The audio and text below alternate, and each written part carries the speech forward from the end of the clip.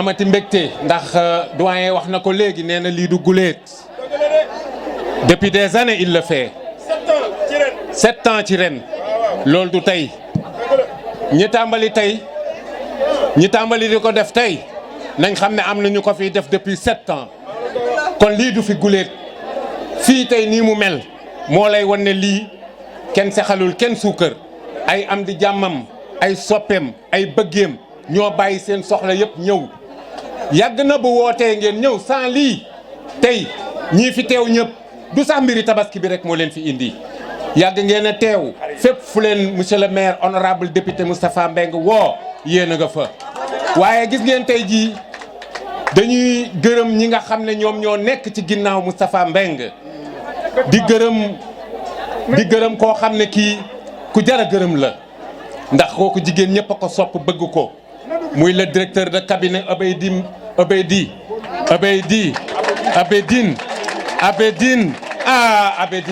liggéeyal maire sans s'afficher toujours derrière à l'ombre mu nekk di liggéey guddi ak bëccëg kon defe naa ne loolu ça mérite teewee fii teew à côté de honorable député defati nga sa wareef te lii lañ la xamee di remercier la grande dame Fatou Sow jàmbaar a ngi noonu moo tax ñu ngi koy remercier encore bu baax a baax a baax li ma bëgg a wax je pense que la presse moo ko moom parce que honorable député Moustapha Mbengue nous a instruit il nous a inspiré des valeurs comme aujourd'hui nous sommes en face de la Tabaski président de la République poussé ko yónni ko ne ko demal ci mbooloo mi demal nga seet luy seen naqar du côté social nga fajal leen ko mu ne ko président naqaru nit ñi tey jii du naqar waaye mbégte la moo xam ne dafa am muy la Tabaski di ñëw kon dama ne président waxal ak man président wax ak moom moo tax tey mu ñëw di wax ak yéen kon le président de la République Macky Sall ñu ngi koy sant di ko gërëm Moustapha Mbengue nee na képp koo xam ne kii mu ngi fi na nga koy santal le président de la République guddi ak bëccëg. Vous nous avez inspiré les voies et moyens. Vous nous avez instruits. Nous reconnaissons tous, monsieur le maire, que votre enseignement est d'une grande valeur, doté d'une foi inébranlable et d'une intelligence réputée. Honorable député, c'est pas la première fois. Yàgg na quand j'entends dire numéro 10 kon du tey nga jàmbali ci Kër Massar di fi def ndam te du ci mujj parce que fii tey jii buñ fi jógee man gëm naa ne xolu ñëpp dana sedd guy ndax lii la xam teraanga la xam yàgg na koo def merci bébé teraanga la xam njàmbur noonu la mën a mel xamul lu dul teraanga jëli ganaar xar gilleem nag jox nit ñi loolu la ma sa xam suñu jolof bii kon dama ne waa jolof buñ la soxlaa ñàkk nañ la ndax ñun nangu nañ la waa Kër Massar ndax sëñ bee jóge ba jolof ñëw fii toog wax ñu sa cosaan wax ñu na nga soqee ko loola dafa nekk toute une histoire moo tax aujourd'hui bu la yàlla defee fii monsieur le maire de Kër Massar ay nit toog naan moo du dem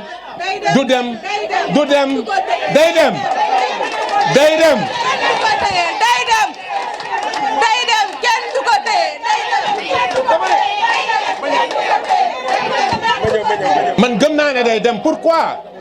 bañ ko falee député lan lañ ci teg fal ko lan honorable député ana ña toogoon ne du dem dana dem te day gën a dem kon dama ne aujourd'hui su ma toogee sama xarit taxaw du ma def lu dul delloo ko micro bi waaye te xam ne rek nous serons toujours fidèles derrière vous honorable député te lii nekk sunu kanam amul tiit amul jaaxle ndax ñun ñoo yore doole ji yore xaalis bi yore alal ji ànd yi dem teew mi lan àndal wax ñu loo bëgg ñu def ko yow li nga war a def yëpp def nga ko léegi dama bëgg yow nga wax ñu ñun lan nga bëgg ñu def ko kon honorable député voilà encore. yàgg nga koo def du tey maa ngi nuyu responsable yi nga àndal yëpp waa Benno baa ngi noonu toog seen porte parole mi ngi noonu toog muy sëy ngeen tàcc ko baax a baax honorable dama ne lii du tey rek nga ko def dama ne l'homme de social a ngi nii lii yaakaar naa ne tey la am 7 ans yaa ngi koy def ndax ñun xam nañ ci dara ndax loo nekk rek ñun ñu ngi ci kon lii yàgg nga koo def du tey yàgg ngaa dimbali nit ñi yàgg ngaa dimbali néew du doole yi ana ñu ànd ak maire dama ne ku sa maire baax ne leen looy wut ci maire jàmbur ba cay xeex ñëwal ñëw leen waaye yéen ana loxoy waay ne leen ku sa maire baax looy wut ci maire jàmbur ba cay xeex ñëwal ñu dem kay dama ne tey bisu mbégte la tey dañuy wax lu ñu neex waaw sa baay moroom mi ngay samaam honorable député maire bi ci Kër Massar kenn du la jëm naani balaa caag nga jéngu xare farwaay li ngeero wule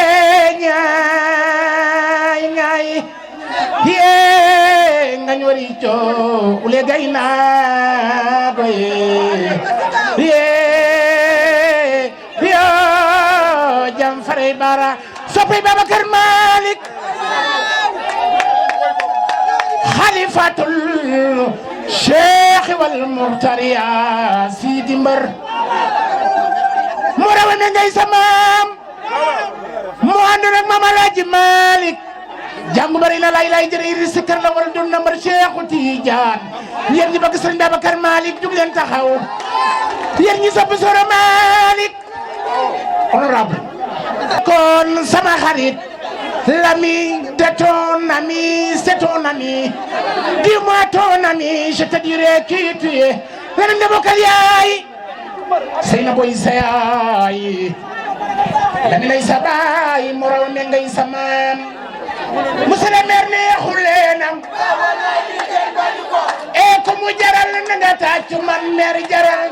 ñàkkuloo jom neewu la gàcce sa néego yaay wax leen la noon ya bëggoon dalu la la noon ya bëggoon dalu la la noon ya bëggoon mooy nga gàttu ñuul ñaaw soxor xoba jolli di dox di tañaxi dama ni ko àndul ak kii da ngaa soxor kii dama ni ko àndul ak dañuy ñaan yàlla suñu borom yokk ko comme ni mu yokkee jumaay Touba ndaxte looy def 7 ans yaakaar naa ne lii lu dëggu la waaw mu ngi dimbalee néew gi doole yi social am macha allah ci gàmm yi màggal yi tam xarit korité ba ci tabaski gi bu mu ci doon rek dafa am ciy def li mu mën ñu koy ñaanal nag yàlla suñu borom gën koo yokku gën koo dooleel ba pos yi ak garaate gën a yokku ci barkeb Seydina Mohamed Prondo di bëggee ñëpp nag di leen siyaar waaw di bëggee ñëpp di leen siyaar bu baax a baax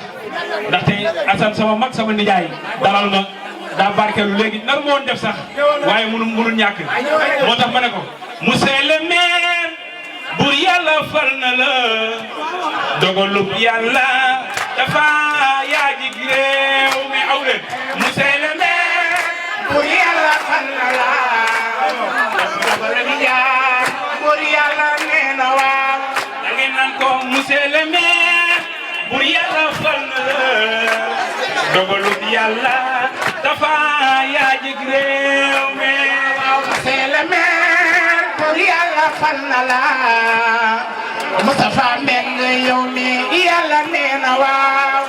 man suma ni leen ku nu àndal nee leen dafa man suma ni leen ku nu àndal nee leen dafa man suma ni leen ku ngeen àndal way dafa la ñu àndal taalibi Sëñ Babacar soppem Sëñ Bamba la ki mooy doomi Jolof daan ki mooy doomi Kër Massar dafa yaa jig réew mi waaw merci yàlla fal na la yow Moustapha pour yàlla nee na waaw waaw merci papa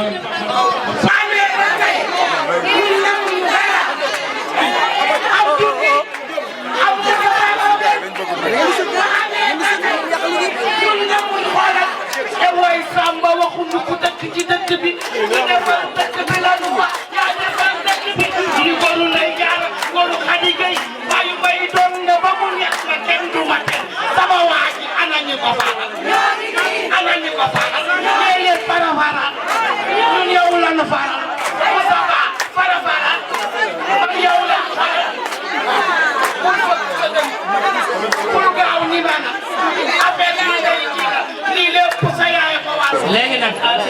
mu ni comme presse bi daf fi nekk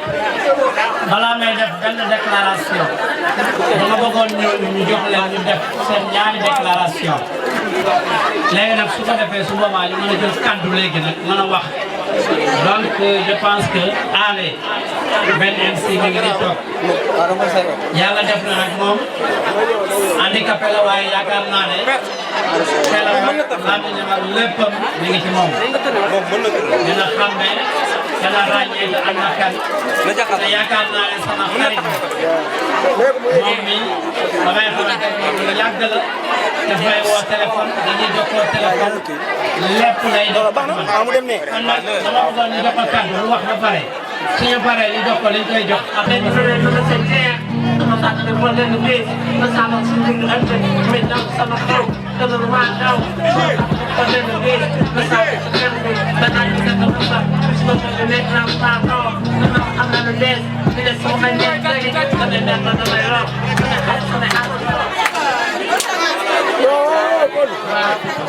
Assalamualaikum Mangi ringgit Kayak ada seterus Dengan yang Saya nak kalau ada, kamu tidak misalnya yang terkait, nenek aku konsentrasi yang makasih, nenek aku misalnya yang terkait, politik, sebelum sebel, konsentrasi yang mesti, ama mas, aku malam malam mati, jadi aku tidak boleh, nenek aku misalnya yang terkait, dia kena nyinak. Liggéey nay tëjee ci docteur bi egsi na Moustapha Mbengue CAMT yi jooju egsi na Moustapha Mbengue taal bi sëriñ Babacar Si boobu nga xam ne tas yaakaar monsieur le maire may wax nag na ñaan yëpp ñu waxal ma lii ngeen ko wax yàlla la fekk déwén daal ni monsieur le maire Moustapha Mbengue yéex nañ cee jot ay ceeb yi yéex nañ cee jot Moustapha Mbengue yéex nañ cee jot fii daal yéex nañ cee jot monsieur le maire yéex nañ cee jot fii daal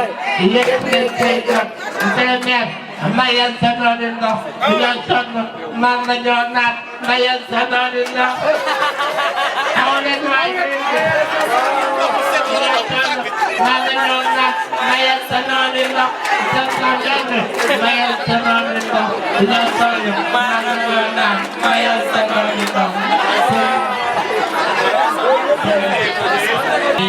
pour moom la benn bi pour papam la ndax chaque jour su ma ko waxee su ma woowee daf naan ma jox ma sama xar waaye nag du ma fàtte sama papa joxaale ma sama xaru papa donc kon ñaari xar yooyu moom lañ koy jox moom baa ngi nii aale comme ni ma la ko waxee da nga numéro téléphone baa ngi ci moom ngay woo bu subaa ñu wax la foo koy jëlee nga ñëw nga dem ñu jox la sa ñaari xar incha allah jërëjëf. comité du maire mooy def remise xar mi yow ak sa papa nga ñaanal ko nag fi mu jëm yàlla yeggale ko fa te bu fa yeggee ñu sedd du si moom ku ciy jóg nag yow nga ñaan ko mais képp ku fi toog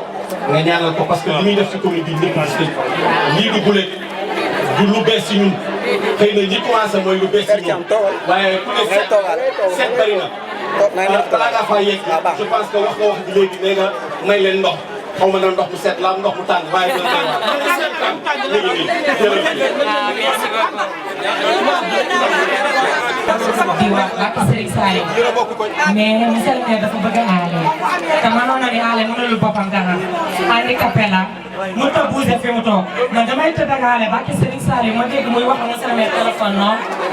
di waxante moom ñu soogante xalaat yaakaar bi nga am ci aale yàlla bu mu tas maa ngi ñaan ci barke Serigne Saliou yàlla nga am ndam rek c'est la première fois tamit may ànd ak aale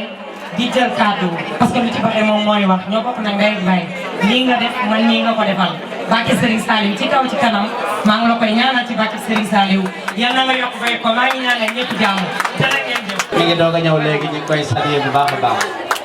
donc dañuy continuer rek ñu laal si imam yi imam dem mi ngi fi ana imam dem Sadikh Babou Bakary Sall bu Kër Massar Sud ñu koy nuyu ñëw na imam dem am na laay mbokk yi ñu ngi leen di leen ziar mi jox di ma def jox ne lii du bulet si Moustapha Mbengue lii du bulet si Moustapha Mbengue suma diggante ak moom chaque tabaski dinaa jox sama tabaski suma fi ñëwee ak suma fi ñëwee seede bi mooy Abidine mi daf may ne imam dem nga ñu woo yow soppay Moustapha Mbengue jërëjëf façon sociale yi ku ne def na ko ak man suma diggante ak moom ci suñu koñ ba ku feebar su ma ko woowee su ma ne dafa voyage rek ma woo ma tàllal la Abidine man leen dama am ku feebar maa ngi ko yóbbu hôpital li ngeen si wax dañ may nag yóbbu ko nga def facture nga indi ñu fii si mairie bi Moustapha jërëjëf yàlla yokk la yàlla yokk la yàlla yokk la li ngay séntu si département bi yàlla yokk la ñun kontaan nañu bu leen ci ay imam Haalpulaar wala ñu ay imam Haalpulaar di am ay xar tabaski si mairie Keur Massar bu leen si Moustapha Mbengue bu leen ay imam Haalpulaar di am ay xar tabaski si mairie Keur Massar si Moustapha Mbengue merci jërëjëf. kon wax dëgg yàlla loolu bëggoon naa ko wax mais rek ci département bi mënu ma ci bañ a dugg ndax dafa nekk actualité tey président de la république def na Keur Massar mu nekk département boole na ko ak Yeumbeul Nord boole na ko ak Yeumbeul Sud boole na ko ak Malika boole na ko ak Jaxaay loolu nag département boobu dama bëgg askan bi ngeen xam ne man département de Keur Massar li ma koy plaider c'était en 2005 2006 boobu j'étais conseiller municipal PDS ci biir mairie bii ñu toog bii waaye boobu xëy na sax c'était prématuré mais c'était pour lancer l'alerte pour xamal leen ne Keur Massar bi ni muy màggee ak superficie bi mu am foofu la jëm pour autorités yi fi nekkoon en son temps ñu mën ko sóoraale mais yàlla mi dara teewul 2014 mu def ma maire 2017 mu def ma député ma continuer ce plaidoyer di ko plaider ba président ñëw fi en 2016 2017 ñu plaider pour département bi mun a jotagul bu élection waaj a jot dinaa ko def tey élection di waaj a jot def nañu département kon l'histoire retiendra que tey jii am na benn Moustapha Mbengue bu fi nekkoon boo xam ne moo doon xeex di wax di plaider pour Keur Massar nekk département ba Keur Massar nekk département loolu kum neex kum naqari ku ci ànd ku ci àndul du dañ mukk l'histoire dana ko retenir beneen bi ci des nag plaidoyer boobu boo gisee ñu ko doon def defuñu ko pour suñu intérêt personnel dafa am loo xam ne dañ ko sentiroon en tant que politicien di jóge fii Keur Massar bokk département de Pikine ñuy jóg di dem Pikine di wuy ñu gis ne Pikine nga ñuy dem dafa sori trop waaye lañ fa bëgg sax duñ ko mën a am parce que considération sax bañ fa war a am dëggantaan duñ ñu ko jox parce que dañ naan ñii dañoo sori wala waa Keur Massar lañ ñu nga jóge ci àll ba wala yooyu tey jii ñu gis ne soo jógoon tey benn infrastructure ci infrastructure yi nga xam ne infrastructure départementale lañu nga soxla ko dangay perte temps bu bëri exemple bi ma ci mën a joxe nga jógee Keur Massar tey ne xaaral ma dem tribunal départemental ba ma wut fa këyit wala xaaral ma jógee Keur Massar dem ci préfecture départementale bi ma wut fa këyit fan ngay dem bu dee Keur Massar nga dëkk Pikine nga jëm soo demee di ko lijjanti balaa ngay lijjanti loolu ba ngay jot bay ñëw perte nga benn journée mais tey jii am nañ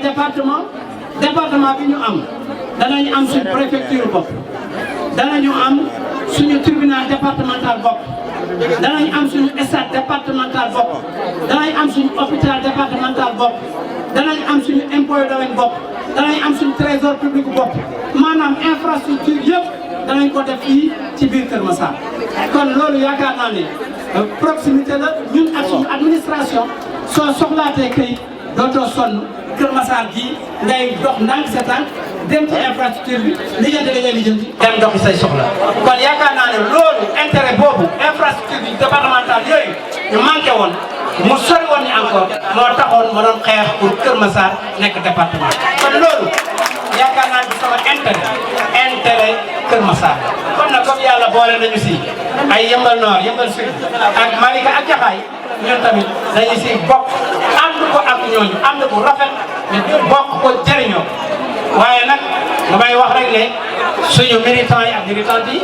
ngeen takku ndax nag politiquement yaakaar naa ne loi du plus fort ku ëpp doole rek gagné te nit ñi nag moom dafa am ñoo xam ne da ñoom lu sotti la ñuy xaar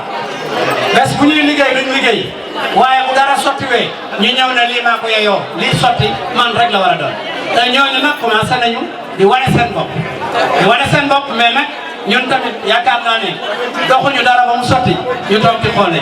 ñun tamit pare nañu ñun ak suñu nit pour le département de Keur Massar man toujours samay vision ak samay objectif dama koy topp jusqu'au bout di ko doxal di ko wax mais nag ak logique ak fulla ak fayda ak dëkk laa koy defee du ma ko defee leneen du ma ko defee ay naxaate du ma ko defee ay tappale soo gisee ma wax loolu c'est pour ñu xam ne tey lii ñuy def fii foofu ñu jëm taxul ñu koy def ndax Moustapha Mbengue ku ko xam ba sama bureau bi di nekk fii man nekk fi di conducteur des travaux liggéey ak mag ku xarañ muy Pierre Goudiaby Atepa mu yóbbu ma fu nekk ci Afrique ci ay chantier ci ay travaux may liggéey man liggéey rek laa xam ba yàlla def tey ma nekk maire jamono boobu nekkuma maire waaye nag yaakaar naa fu tabaski jotee ma joxe ay xar fu korite jotee ma joxe ay ginaar joxe ay soble joxe ay pomme de terre fu tamxarit jotee ma rey ay nag di ko séddale population kon man maire boolewul ma ak social te loolu may wax fii jàkkaarloog ay télé yor ay micro jàkkaarloog yéen waa Keur Massar gënoon leen maa nekk gore rus naa xanaa di fañ seen kanam li may wax yéen xam ngeen ne dëgg la te mën ngeen dëgg donc loolu moo tax may wax li may wax politique nag damay wax ne dafa am logique politique xam nga logique politique mooy lan président de la république son excellence Macky Sall moo yor parti bu ñuy wax APR ba pare jiite coalition bu ñuy wax Benno Bokk Yaakaar mu ñëw Keur Massar mu ne Moustapha Mbengue moom laa fi teg mu jiiteel ma APR moom laa jox mu jiiteel ma Benno Bokk Yaakaar Moustapha Mbengue nekk fi nag maire nekk fi député Benno Bokk Yaakaar di doxal Benno Bokk Yaakaar Keur Massar kon yaakaar naa ne bu nit teggee fële ca làng ga ñëw naa day woote réunion Benno Bokk Yaakaar au nom de quoi la koy woote kooku est-ce que am na droit woote suñuy suivre logique war ngeen xam ne loolu logique politique kooku di woote la ñuy woote mën na tudd neneen mais mënul tudd Benno Bokk Yaakaar Benno Bokk Yaakaar Moustapha Mbengue moo ko mën a woote wala beneen coordonnateur politique boo xam ne parti moo ko jox Saliou Diouf mii dëkk Malika su wootee réunion Benno Bokk Yaakaar dans le département de Pikine c'est logique ndax nag moom LDR Yeesal moo ko jiital parti moo ko jiital Moustapha Mbengue su ko wootee c'est logique parce que Moustapha Mbengue parti moom moo ko jiital pour mu jiite la Benno Bokk Yaakaar pour woote ko waaye nag bu dee da ngaa ñëw ci ab commune nga ne président de la république ngay jàppale président de la république samp fi nit ak ndomba tànk boo mënti yor nga ne man damay demal sama bopp jaar nële di woote naan ci turu président de la république ngay woote woo ci turu président de la république mais da ngay yàqal président de la république ndax da ngay tas njabootu président de la république ndax dana am ñoo xam ne danañu tax loolu ngay wax dañu ko gëm waaye fi président de la république teg ñëw di la topp yaakaar ne loolu ngay woote mooy dëgg te loolu ngay woote du dëgg parce que loolu kenn responsabilisé la wala ko kenn joxu la ko te nag division fépp mu am rek néew doole mën na am perte mën na am te loolu nag bu division amee kon xamal ne yow yaay responsable moo tax responsable yii nekk ci département de Keur Massar bi dégg ñu ne département de Keur Massar teg nañ ko kenn ku si nekk nga jóg di tëlli dama leen wax ñu am raison garder ñu am discipline de parti ñun ñi nga xam ne président de la république moo ñu fi teg ci 6 communes yi ñu jox ñu suñu cër respecté ñu topp suñu ginnaaw ànd ak ñun jàppale ñu si liggéey bi ñu président de la république dénk ndax ñun le président de la république dénk politique de base am ci commune yi ñu koy doxal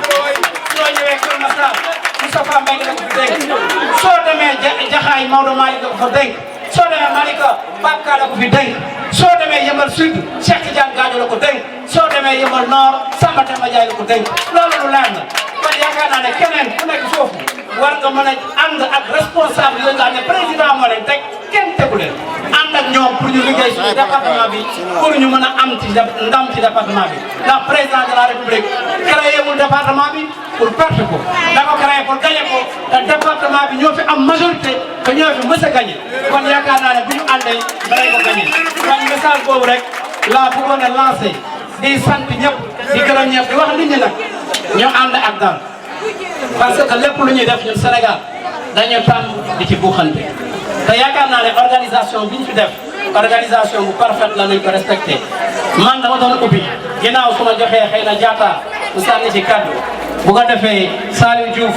bu dee day sànni kaddu dans le cadre de Benno mu sànni kaddu bu ko defee man ngeen weeree ma dem doxiwaat yeneen activité commission bi fi nekk ñoom Matar Mbeng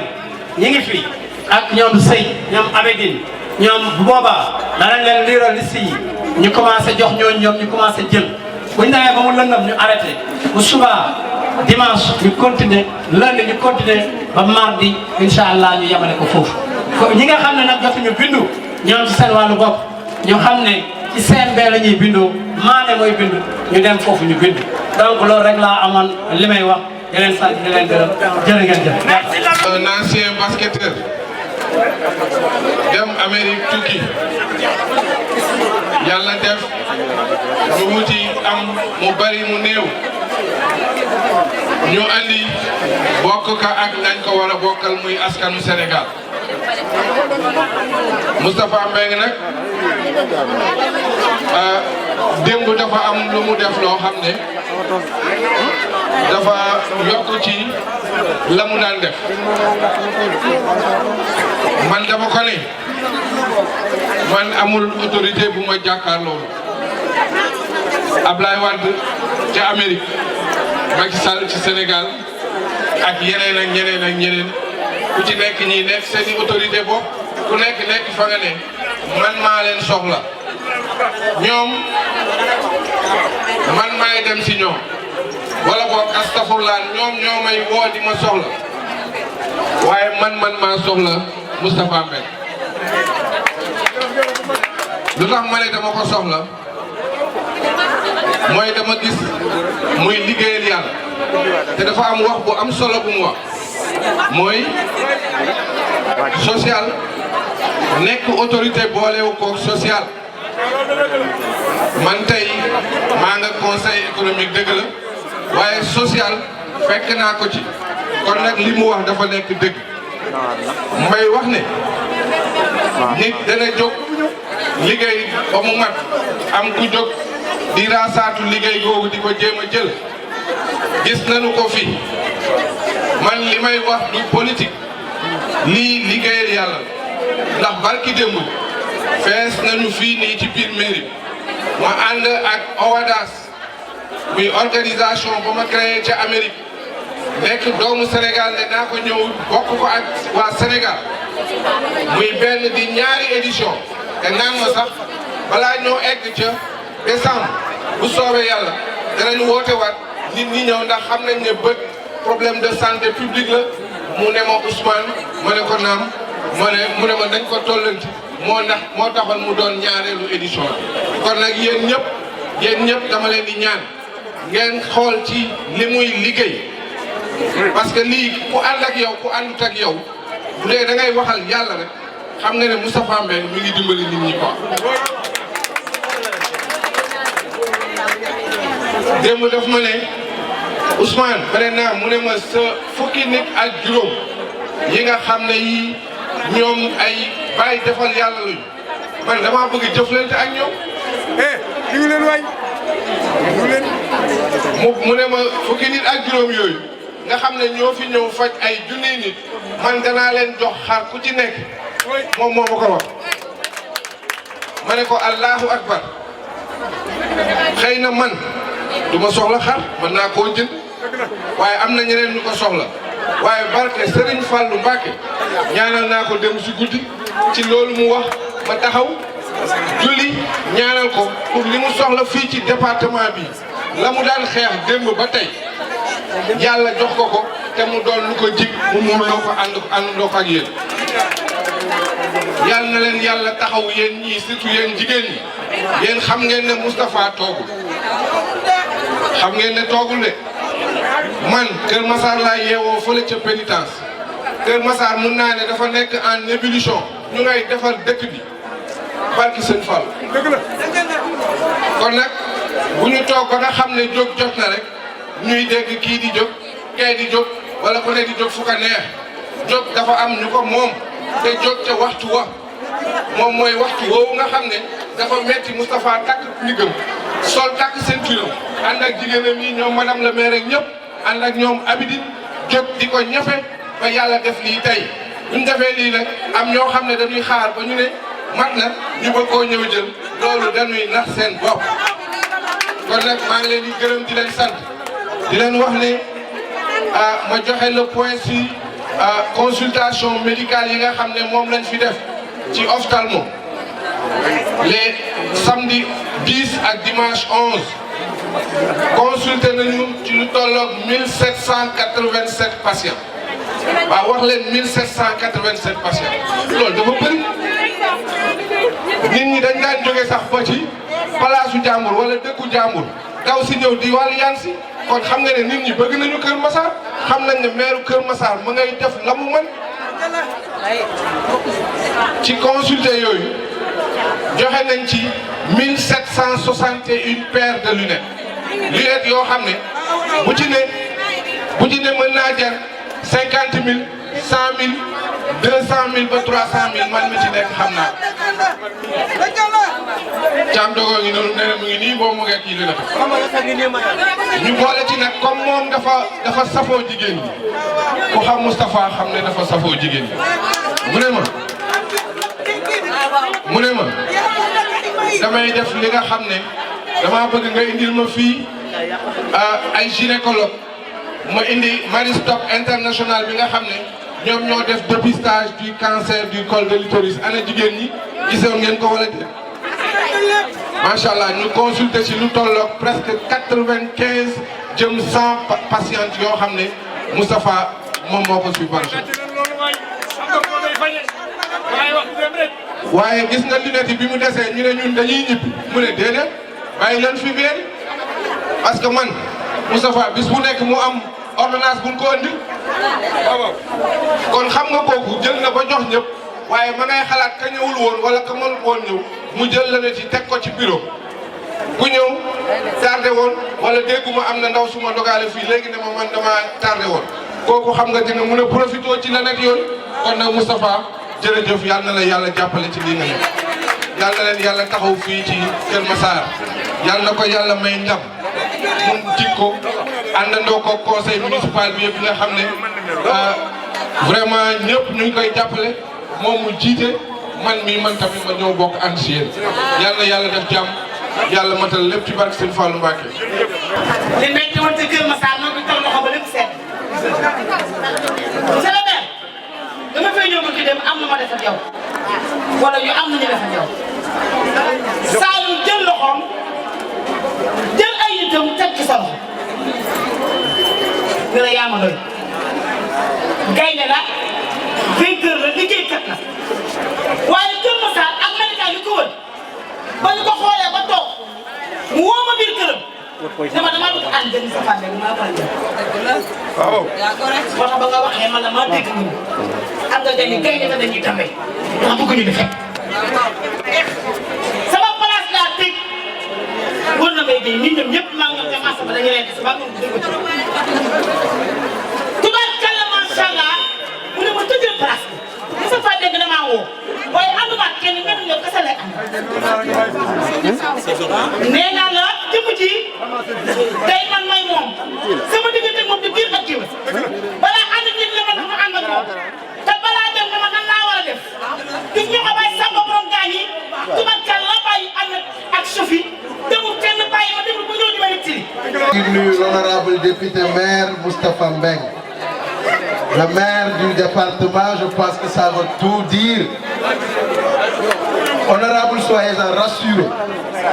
que l'Union centriste du Sénégal, UCS, en tout cas, vous commune, vous Malika,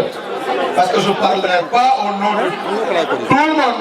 mais là, je peux parler à mon nom propre. Comme le président Sali wax dafa am solo dañu taxaw fii wax la ni légitimité dañu ko fonk te maire foog naa ni ko Thiam Dogo waxee léegi fi ñu bokk du ñu ñoo xam ne dañuy baare yëgoo réew mi ñu ciy ànd dama wax ni Union centriste du Sénégal UCS bu commune bu Malika maire on nous a invité te ñun nag foog naa ni dañoo am légitimité ak liberté wu fu ñu waay woo mu méngoog suñu jot ak suñu temps ñu dem fa wax dafay leer parti lañ bu libre et indépendant ñëw ànd ak yow da wax ne man je suis membre du comité exécutif national de mon parti dem élection au niveau des communes Malika nekk fa am fa représentativité je suis jeune mais j'ai eu 367 voix dans ma commune loolu leer ñëpp kon xëjuma ci poste kenn waxuma la saabu kenn li leer ba leer moo di bu ñu fa demee am fa taxawaay président Saliou tudd ko il faut que ñu tudd ko ndax tudd nañ ko tudd ma fa d'ailleurs ki jël kàddu wax xëy na am na problème au sein de l'APR ku nekk am na ci sañ-sañ wax ne maay numéro 50 bu APR ku mu neex def ko mais au nom de l'UCS kenn du ci wax te d'ailleurs boobu déclaration bañ koy def yàlla dogal na fekkuma fa ki woote nag muy madame la ministre dama koy tudd bu ma woowee en tant que Cheikh Mbacké leader politique kaay ma gis la nga jàppale say jeunes wala say femmes dama koy wuyu ji ba mu neex day leer waaye nag bu ñu ñëwee ci légitimité politique ku Benno Bokk Yaakaar foog naa ni Moustapha Mbengue rek a may convoqué loolu dafa am solo pour ñu leeral ko monsieur le maire ndax itam au niveau fi ñu def suñu ay commune ñenn ñi dañ leen di woo ñuy wuy di ministre ba ma fay dem je savais que c'était en direct ci Proximité TV dama fa dem toog assumer ko man j'assume mes choix honorable yow yaa nekk ci kanam ñu ñëw ànd ak yow am nañu bokk ci ñun bokk suñu parti amuñu ak yow man maa la choisir parmi tant d'autres parce que légitimité laa wax ci loolu nag nga xamante ne suñu borom yàlla dogal na ko président Saliou fu ñu ko dinañ ko leeral te foog naa ni lii nga def dinañ ko def ak yow invité la nga toog UCS bali nga toog ñu wala ni force bi ñu am ci département bi nelawul dafa taxaw jot di la xool teew la ñu àndal c'est important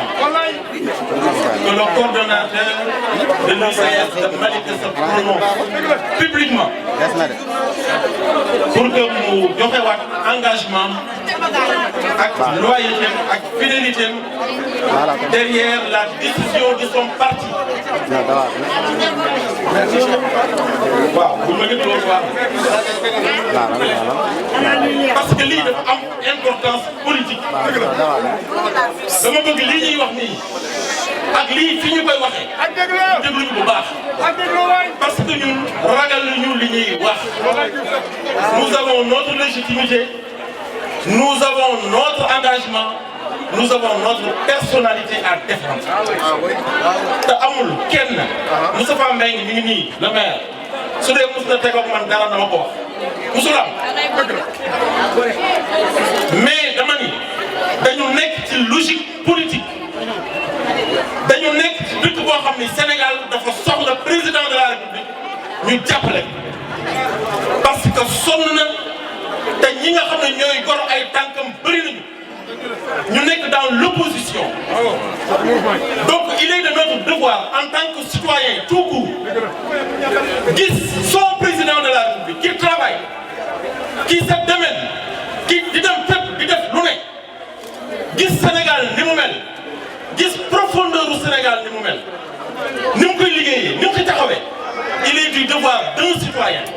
de se prononcer et de s'engager derrière le président Macky Sall. Donc dama transcender la personnalité de l'honorable Moustapha Mbengue dama ko transcender parce que tey bu fekkee ne daf ko toogal Kër Massar di ko liggéeyal Kër Massar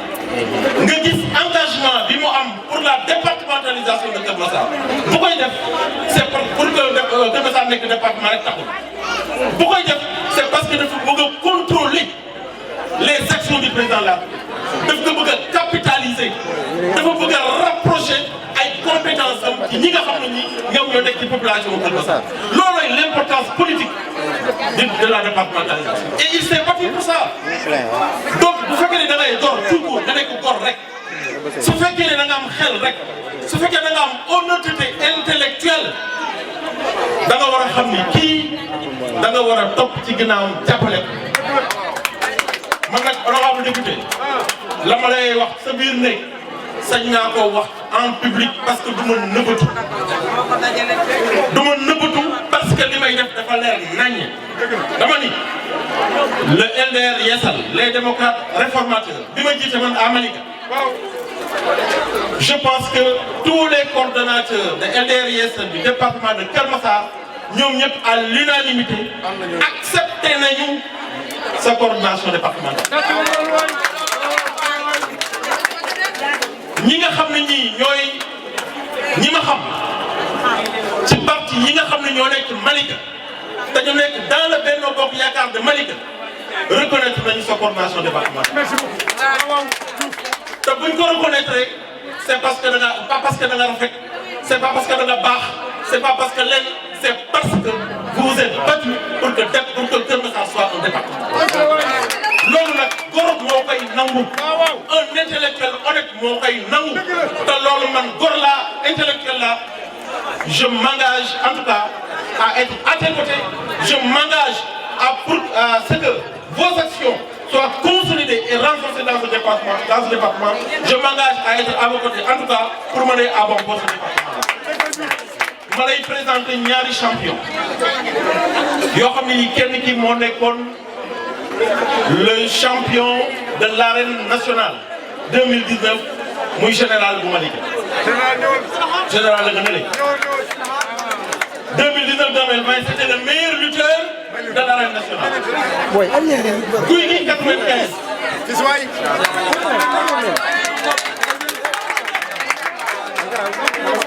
kii mooy Guy gi 95.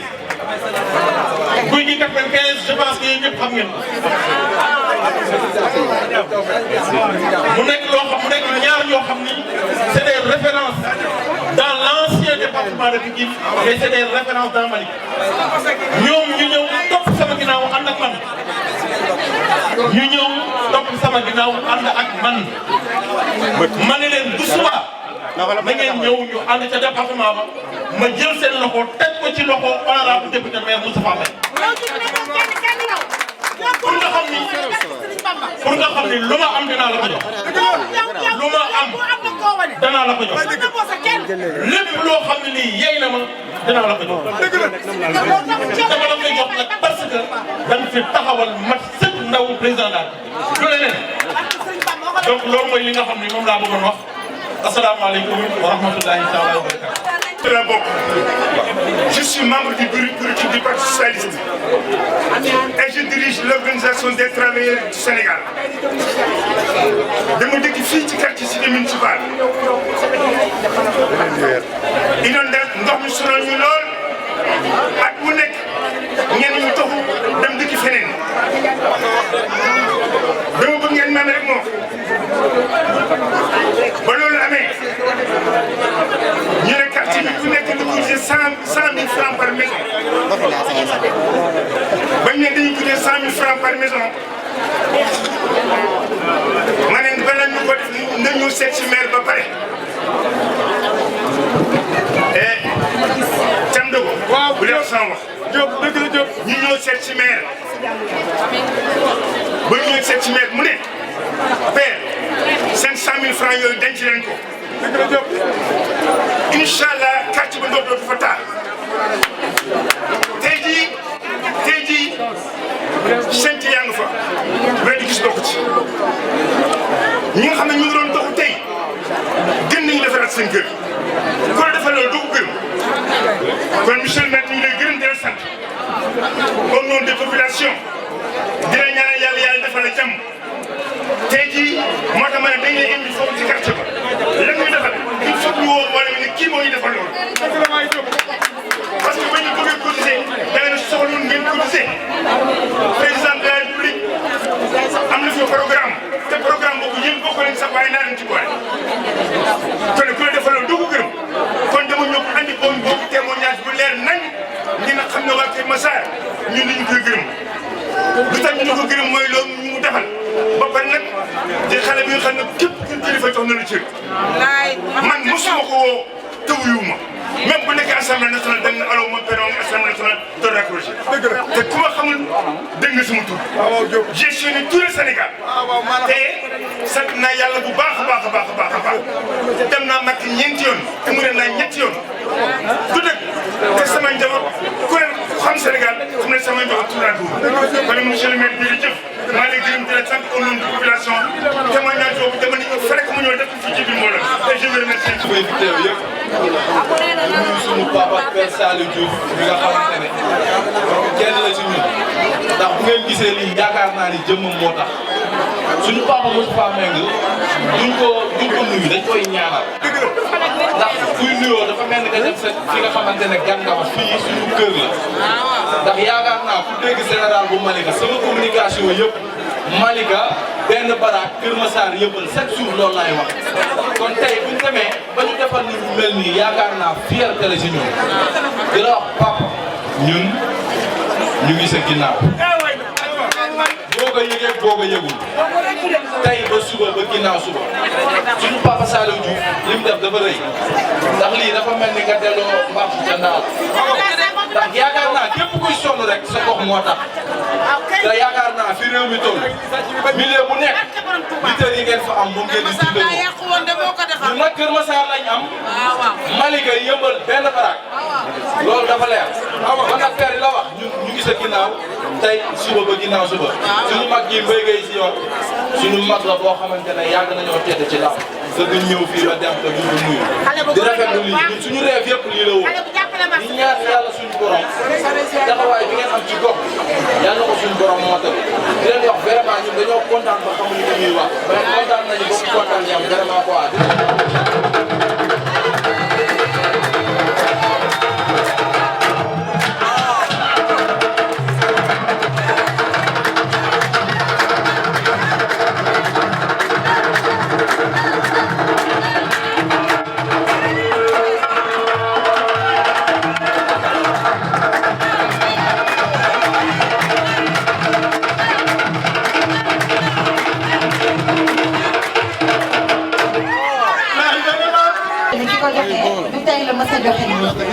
tey dafa am benn stratégie ren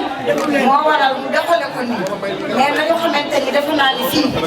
muy 7e édition ba léegi bu di ko joxe kon defe naa ne première édition yóbbul fi tam kooku social la yàgge moo ko tax a jël neen na social li nga xamante ni amuñu woon dara te boobu nekkul woon dara dul simple agent la amoon xolu def social kon tey bu defee social jaaxalu ko kon monsieur le maire si kaw si kanam ndax yow sa bopp defe naa ni yaay président social yi ndax mouvement attanu la mouvement bu taxawee nga taxaw nga fël ko. kii dañ ne Awa Anne la kii ñu ne Fat Diagne la waaw Awa Anne ñu ne nañ ko jox am na 3 sacs oignon Fat Diagne am na benn sac oignon ñu ne nañ ñu jël ko Oulimata Ndoye am yaay jox Awa Anne bon symboliquement ana Awa Anne Ahmed sóoraale kii Ahmed sóoraale ñu. mënuma waaye su ma lekkee nga lekk su ma naanee nga naan. waaw xooluma li nga am ak loo amul. waaw kooku goro ko man kooku mooy honorable député maire borom Kër Massar. kooku la président Macky Sall wóolu ba jox ko Kër Massar. kooku mooy indi parti bi 2008 fii ci Kër Massar. kooku mooy affaire bi ñu tànn di première heure fii ci Kër Massar. kooku la ñu wóolu nag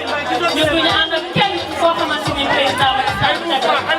déedéet ñun du ñu ànd ak mouvement ci Macky Sall rek la ñuy di àndal discipline de parti dafa am Macky Sall moo ne coordinateur bi mooy Moustapha Mbengue kon dañuy ànd ak Moustapha Mbengue ko dem ba jeex loolu la ñuy wër chers téléspectateurs chers internautes ñu ngi leen di nuyu di leen dalal jàmm encore ci suñu chaîne 2M News tey nag ñu ngi fi encore ci mairie bu Kër Massar ñëw nag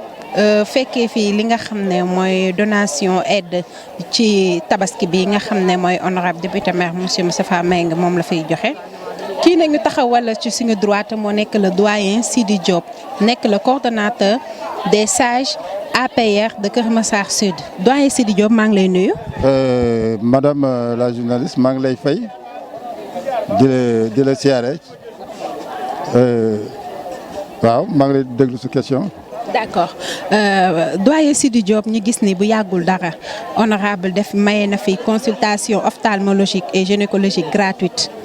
tey mu ñëw woote ci li nga xam ne mooy aide de la tabaski mu ñëw tey pour jox ko responsable ak ñi nga xam ne ñëpp ñëw dëkk ci Kër Massar ma bëgg si xam lan mooy sa gis-gis d'abord ñu commencé si consultation bi mu fi njëkkoon maye. bon lu ma ciy gis c'est pas la première fois mu di ko def Moustapha ko xam Moustapha Mbengue xam ni bon maa ngi fat xam nga li am importance moo di am diplôme yu bëri am expérience moo ko gën ca Moustapha Kar yàlla may na ko expérience politique xam nu ñuy gérer xam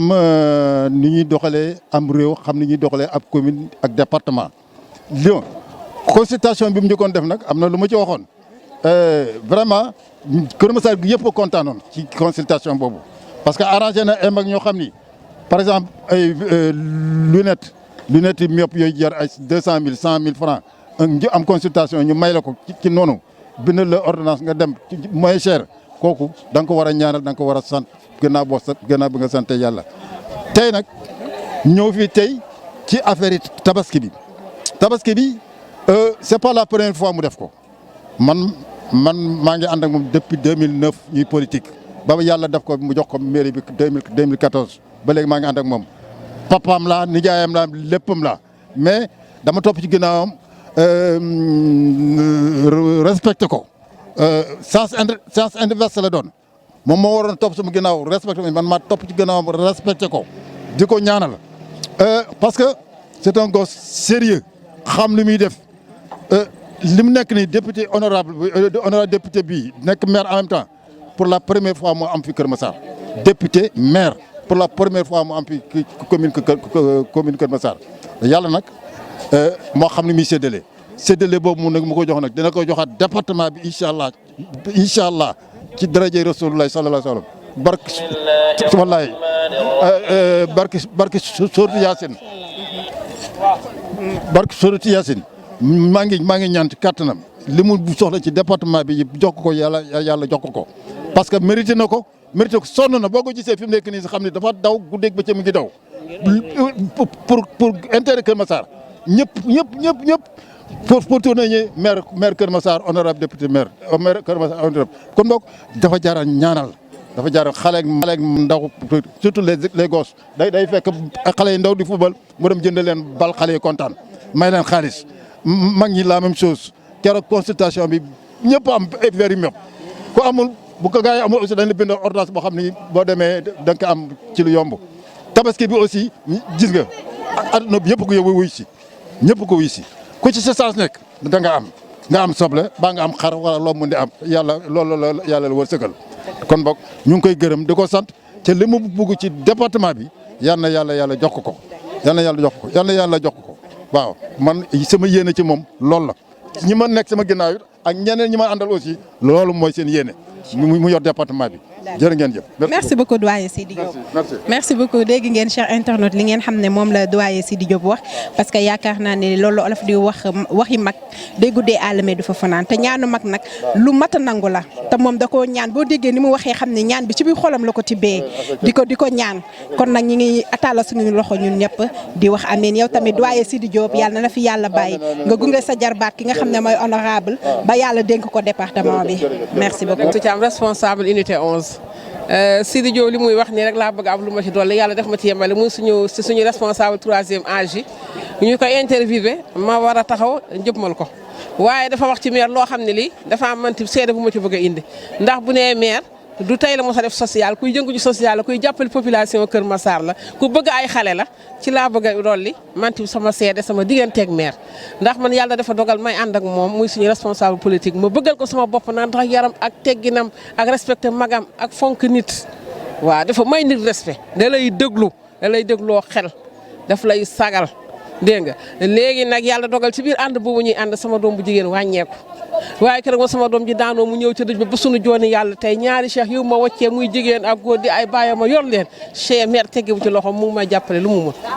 kon nag kooku su si di ne day jàppale social di def ci ay xale man mun naa ci jox sama firnde ñu koy ñaanal yàlla li muy yóotu yal na ko yàlla may te mu jikko yal na ko fi yàlla bàyyi ci boppu ville de Kër Massar ndax mérité na ko te liggéey na ko waaw ñoo ko ciy ñaanal. merci beaucoup. aleykum wa rahmatulahi taala. bu commencé nga wax. asalaamaaleykum wa rahmatulahi taala wa barakaatu. man la soxna Ndeye Faye Aïdara responsable politique Kër Massar cité Aïnou Mady Dakar Naaf. ginnaaw ba sant yàlla julli ci yonent bi sant sama ñaari waajur maa ngi leen di remercier yéen ñi nga xamante ne yéen a ñëw di couvrir si événement bi surtout événement tabaski bi noonu ngeen ko defee woon tamit ci consultation gratuite bi ophtalmologie chirurgie man honorable fa tubaarkàlla macha allah dañ koy gërëm di ko sant xam nga lan moo tax ñu di ko gërëm di ko sant honorable bi muy ñëw bi muy jël dëkk bii di Kër Massar bii bi fi nekk député avant bi mu fi nekk maire avant muy nekk député Kër Massar dafa ñëw fekk dara amu fi terrain bu ñu jaay amu fi cantine bu ñu jaay amu fi dara amu fi maire bi muy ñëw Kër Massar fii yàlla di ko fi teg fitam la fi demee ak jomam ak ngorom ak toog xaar yàlla wóolu yàlla doyloo yàlla moom la fi Moustapha Mbengue toogee ginnaaw loolu bi mu ñëwee toog ànd ak jomam ak ngoram yàlla def ñuy dem muy jàppale njaboot gu ci lu mu am di jàppale population bi di mu am dégg nga jigéen population bi trop dégg nga ñun ñëpp ñu ànd ak moom ndaxte li ñu ànd ak moom mooy am na fulla am na fayda nangu naa liggéey gëm na yàlla te fonk na ay waajuram ñun nga xamante ne ñun ñooy di ay mag ànd ak moom di liggéey jomam ak ngoram ak fulaam ak fay daal moo tax ñu ànd ak ñoom léegi nag ba mu toogee la mu am mu di ko bokk ak ñun ba yàlla def départementalisation bi ñëw dañuy ñaan yàlla mu sedd guy te yàlla na ko jiite ci daraja yonent bi bu ko jiitee itam duñ ci réccu dara ndax jomam ak ngorom ak fulaam ak fay daam la fi àndee ñu ànd takku ànd ak moom ñun nag ciment la ñu benn yoon la ñuy tooy ñun nag dafa rek jusqu'à la mort macha allah. chers téléspectateurs chers internautes ba léegi ñi ngi fii ci mairie bu Kër Massar ñi ngi taxaw na ak ki nga xam ne mooy monsieur Abidine Gueye nekk le directeur de cabinet de l'honorable député maire monsieur Moustapha Mbengue monsieur Gueye maa ngi lay nuyu. mais maa ngi leen di fay waa 2S 2M maa ngi leen nuyu bu baax a baax di rafetlu aussi seen liggéey bi ngeen ñëwee ba léegi liggéey baa ngi gën a leer. d'accord monsieur Abidine Gueye ñu gis ni l'autre fois honorable député maire mi ngi fi woote woon consultation gratuite en ophtalmologie et en gynécologie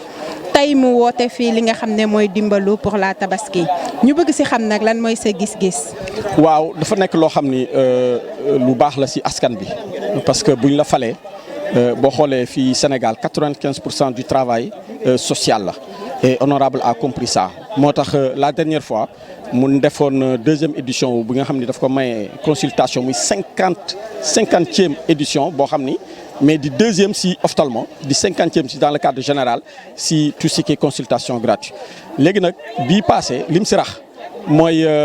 dépistage col de l'utérus moom la si rax pour jàppale ko sunu jigéen ñi donc loolu lañ def semaine passée et yéen bi ngeen ñëwee tey tamit ngeen fekkaat encore muy distribuer tout ce qui est denrées alimentaires muy affaire soble bi ak xar yi mu di ko jox askan bi mais nag c'est pas la première fois mu di ko def j'ai l'impression que les gens pensent que c'est la première fois bii mooy sunu 7e édition distribution wu lépp loo xam ne dafa jublu si xaru tabaski ak oignon yeeg tout ce qui va avec même ba si ay enveloppe pour jàppale ko ñi nga xam ne dañuy ñëw doole donc la dernière fois joxe na lu mat à peu près 2500 paires de lunettes yoo xam ni may na ko askan gi nga xam ne dañ ñëwoon pour def consultation buñ la xoolee seetlu sa bët xam ni da nga soxla lunette ñu defal la ordonnance boo ñëwee mu jox la ordonnance mu jox la lunette yi donc moom la def keroog tey ci bit yéen a ngi nii seeg gis nga mbooloo bi nekk fii si dëkk bi di jàppale nit ñi nga xam ne dañoo néew doole donc honorable du lu bees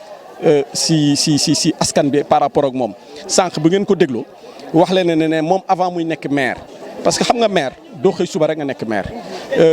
nekk maire day fekk nga am loo jëriñ sa askan nga fekk ngay def di social